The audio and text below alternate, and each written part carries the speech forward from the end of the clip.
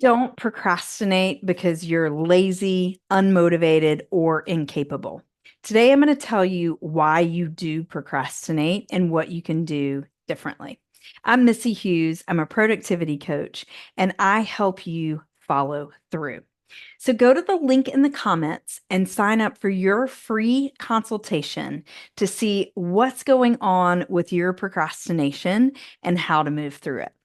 So, what's happening when you procrastinate? You have a goal, maybe you have something that you want to do, and you tell yourself a couple of just easy to believe things. You tell yourself things like, I don't want to, or I can't, or I don't know how. So I'll do it later. I'll figure it out later. And so you procrastinate. But in that meantime, you're thinking about it, you're sort of ruminating about it, you're feeling kind of lousy about it. And so I want to help you get through what's happening there. So let's look at some of these little easy things that you're telling yourselves, like, I don't want to. So, say for instance, you have a goal of weight loss. And in part of your goal is to solve you have this challenge where you're super hungry in the afternoon. And so while you're making dinner, I did this yesterday, by the way, you eat like nuts or chips or something that actually kind of undermines your dinner, but you're hungry, right? So instead of having vegetables prepped, for instance, this is the thing you're going to do. Instead of having vegetables prepped so that you can chew on some vegetables while you're cooking dinner, so that you're addressing that intense hunger, taking the edge off, but then you still have a nutritious meal later. You're saying it's days, it's earlier in the day, or maybe the day before, or maybe it's Sunday when you've got some free time, and you're like, oh, I should prep some vegetables. I should cut up some carrots, maybe some bell peppers. Who knows? And you go, yeah, but I don't want to. I don't want to is easy to believe, right? I don't want to. I mean, it doesn't sound very exciting, does it? It's actually not exciting to think about, ooh, I can't wait for those bell peppers while I'm cooking dinner. Like, that's also not that exciting. But if you think about your goal of, I want to, I want to reach my weight loss goal because I think I'll have more energy, because I'll feel better in my skin, because I'll address this health challenge that I'm having. Whatever your reasons are, those feel good. Those feel amazing, right? But carrots before dinner, well, I mean, that's not all that sexy, is it? It's not all that appealing. It's not enticing, compelling. A new pair of jeans, now that's compelling. But that doesn't happen quick. That's kind of the more distant goal. That's kind of your future self who's getting a new pair of jeans because they've reached their goals, right? Or excited about your blood markup because you've made some amazing changes and they've had time to filter through. That's exciting. But when you're thinking, I've got to do this one little item, this one sliver of a thing, I don't want to. So, what's underneath that I don't want to? I totally believe I don't want to. But underneath that, underneath that little bit of resistance, I'm believing I don't have time to do this little thing because I don't think it's going to make a big difference. I don't think it's going to be enough to feel different in my pants. I don't think it's a big enough deal. I'm believing that this action isn't significant. And when I'm believing this, I have this fear that I'm actually not going to succeed at my long-term goal.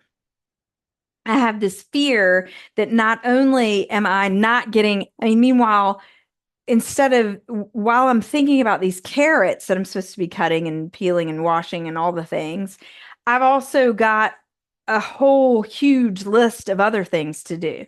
So my real fear is, while I'm wasting time wasting time, doing something that's not significant. I'm not getting my regular stuff done, and I'm not hitting that goal. So I don't want to waste time working on this goal that I might not hit. And I also feel crazy in my day. So what seems insignificant, I don't want to, has an underlying belief of this isn't enough to make a difference. I have this fear that I'm actually not going to achieve my goal. So I procrastinate. I put it off. I say I'll do it later. I'll do that next week. I'll do it tomorrow morning. I'll do it in the afternoon. I'll cut that carrot as part of my dinner prep. We push it off. And in the meantime, there's this actual truth that when I connect to my future self, when I'm that person who has achieved that health goal, that health marker, I'm the person who sets herself up when she's hungry. I'm the person who does have in my bag of tricks habits that keep me resourced. But the truth is, if I can connect to the person I want to be when I reach my goal, all of these little bitty things that I do actually do make a difference. They actually do add up in amazing ways. It's just not that sexy in the moment. So let's take another example. There's another thing that maybe I'm telling myself. I don't want to is one of them. I don't know how is another one. Say I've got this new business and I don't have a website. And I'm telling myself, I don't know how to create a website. Underneath that is this belief, I'm not a tech person. Now that's easy to believe because the truth is, I have a major in religion from college. But so it's easy to believe I'm not a tech person. But underneath that is a fear that I'm going to do it wrong and people are going to make fun of me. I'm going to do it wrong and I'm going to tell somebody about my website and they're going to be like, she's not legitimate. This is a shabby website. So I have this it's easy to believe I don't know how to make a website. I can get behind the belief I'm not a tech person. That seems like not even that big of a deal. It's easy. It's not even that significant. It's true, right?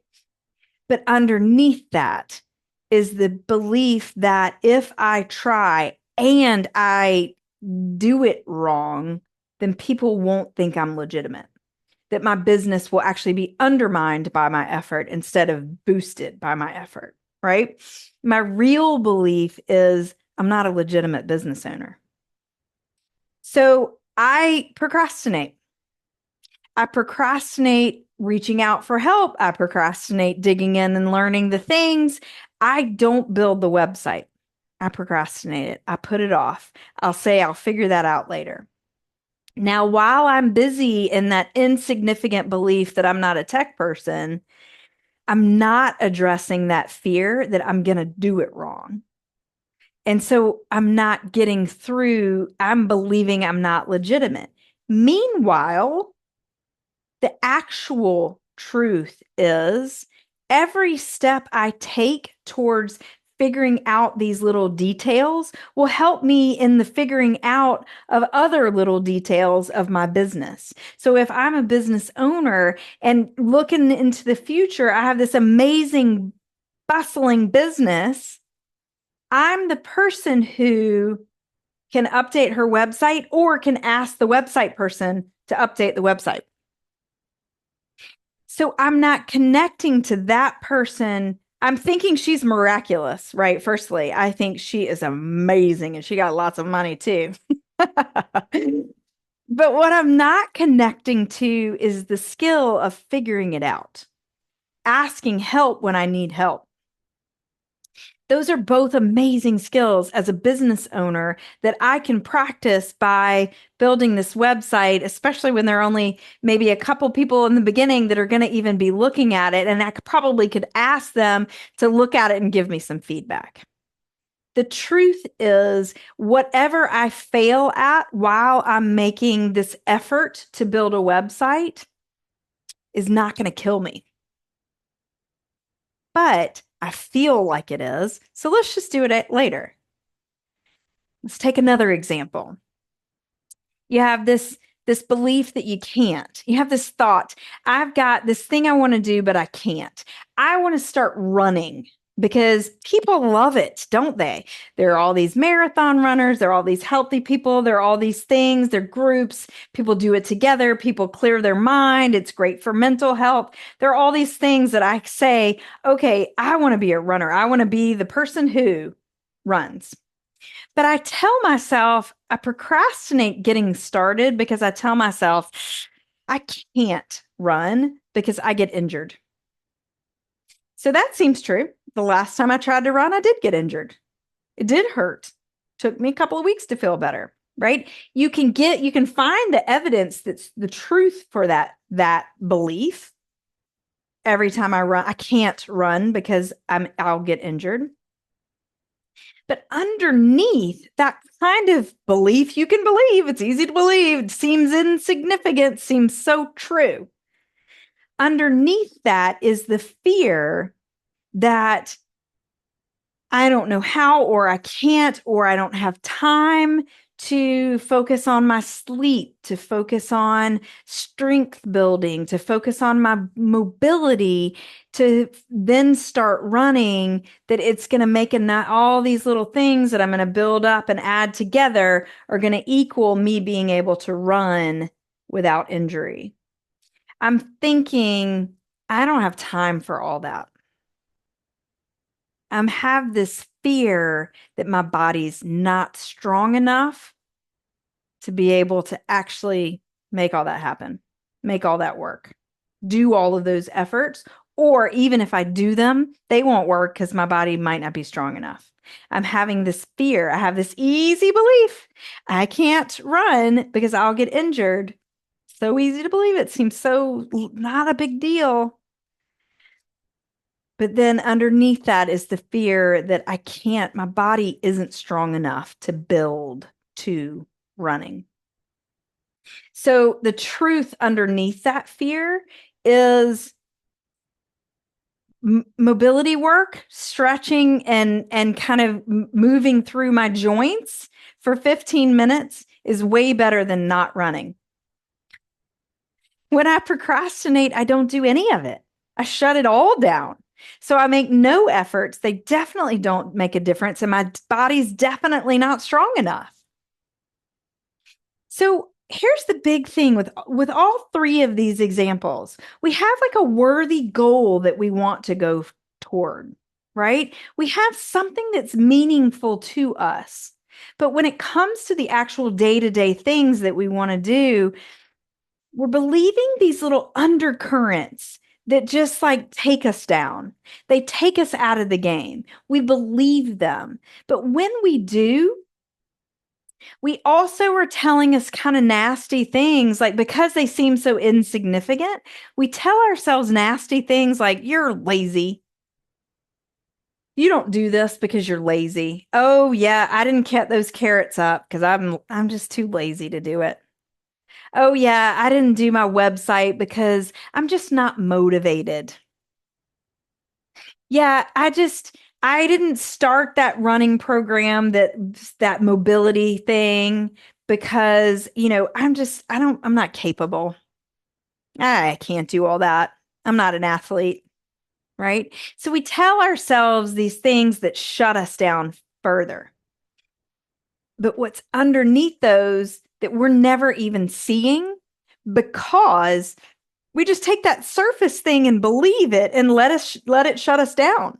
We're happy to beat ourselves up when we shut ourselves down. When we procrastinate, we're happy to say you're lazy, you're not motivated. But what we don't ever do is look at the underlying fear. Now, fear is powerful. Fear is a protective force that wants to always keep you safe. So when you don't address the fear, you never get the ability to say, oh, wait a minute, I actually am safe. If I take 5 minutes to cut up a carrot, I'm actually pretty safe still. If If I'm a little bit behind in my chores, I'm still actually not going to die. Even if I do something like I really don't want to do, like be late to pick up my child from school, neither one of us are actually in physical harm because of that. We may just not, we don't like the way it went, right? So when we don't ever look at our fears head on, we don't ever get the possibility of saying, oh, actually, I see you. You're trying to protect me. It's okay. You don't have to protect me. I'm safe already. I'm scared, but I'm safe. I'm nervous, but I'm safe. I'm uneasy because, God, building this website, that is new territory. I'm not going to die for it though, right? I'm not in a fight or flight kind of situation, but my body will shut me down like I am. I don't ever recognize that when I'm shutting down with these insignificant beliefs that I just push away and then tell myself I'm lazy. So, what we can do is say, oh, I'm feeling resistance to this. Whenever you catch yourself saying, I don't want to, or I can't, or I don't know how, I'll just do that later. Whenever you catch yourself in that, you can say, what am I believing about this? What's the next? I don't want to. Why? What's the next belief? Ask that a couple of times and you'll start to get familiar. You'll start that little fear will pop its little head up. You'll start to see, oh gosh, I'm kind of afraid of wasting my time for something insignificant. Oh, I'm kind of afraid of doing it wrong and people thinking poorly of me. Oh, I'm kind of afraid of being injured and then being way farther in my goals because now I'm hurt. So you see the resistance. Ask yourself some questions. What am I believing? What am I afraid of? And then you just take that right into your heart and say, I'm actually safe. I see you for trying to protect me. I'm safe right now. And what can I do to get started? Let's connect to the part of me that wanted to do this big goal to begin with. Can I see cutting the carrots as part of the habits that healthy person might take on? Can I see that building a website and figuring out some of the tech stuff is part of being that successful business owner or finding the right people to ask you to help? You don't have to answer every question that comes your way, but can you be resourceful to find that help? Can I connect to that business owner who knows that she can be resourceful? Can I connect to that person who has this physical goal that wants to be the person who's like, hey, let's go for a run and then have coffee? That person has to resource herself. She's got to set herself up for success. Maybe my hips get a little uneven, so I'm going to do a little bit of stretching and do a couple of squats before I go out on the run. I just figure that out when I start with one step. I don't have to go run the marathon to not procrastinate. I can just start with something small and know that I'm safe to figure it out along the way. Now, listen, just because you tell yourself you're safe doesn't mean your fear goes away. It just means you put it in the passenger seat and tell it to buckle up. We're going anyway. You and me, fear, I see you. You're not this terrible thing in my life. You're actually just part of somebody who tries to keep me safe. So let me keep you safe. Buckle up and let's go. And then when you do that, then when you're connecting to that person that you're becoming, you can take that kind of not so sexy little thing you're doing and say, it's okay. I'm building habits to get a little bit further down the way. So what I want you to do right now is go to the link in the comments and sign up for your free consultation to see what is the fear that you don't even know you're practicing every day.